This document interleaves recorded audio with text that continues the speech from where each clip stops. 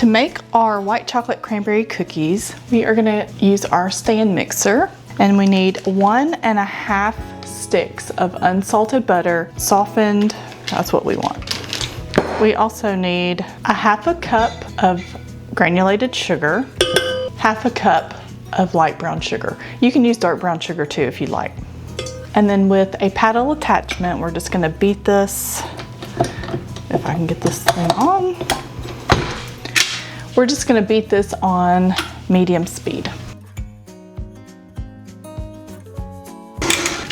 Now when everything starts to look fluffy like that, we're gonna add 1 egg and 2 teaspoons of vanilla extract. And while we're here, we'll just go ahead and give a little scrape.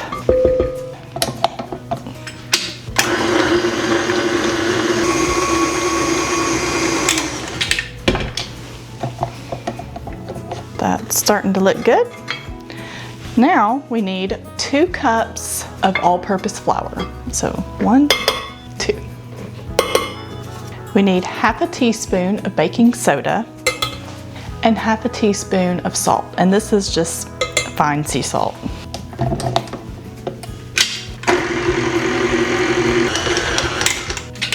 Now, once everything starts to come together, again, we don't want to over mix this. We're going to go ahead and add our chocolate chips and our cranberries. We're going to do 1 cup of white chocolate chips. We're going to do 1.5. So 1 cup, and then there's 1/2. And then 1 cup of craisins.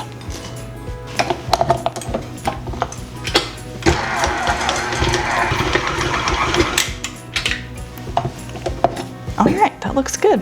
Now we're just going to scoop these up. I want to show you a parchment paper hack. Normally, if you buy your parchment paper on a roll, go to line your cookie sheet, it doesn't fit right. If you ball it up, then it lays a lot smoother on your pan. So you just crinkle it up like that. There you go. Fits a lot better in your pan. I'm going to do that for both of my sheets.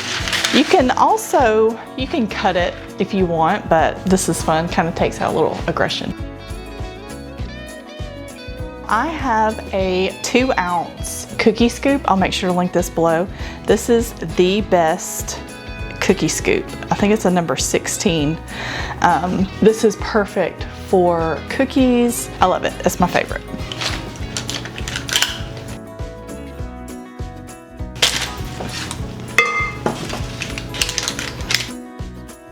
Okay, we're gonna bake these up.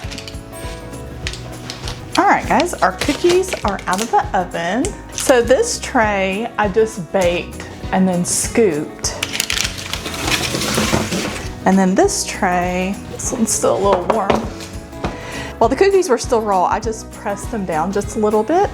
So as you can see, like there's a little slight difference in the overall size of it. And then like this one is a lot more rounded. With anything, when you bake cookies, when they start getting brown on the edges, I like to pull them out. I don't want to cook them until they look done, because then a lot of times they're overdone. Turned out good. We're gonna give them a try here in a second. So again, these cookies were flattened,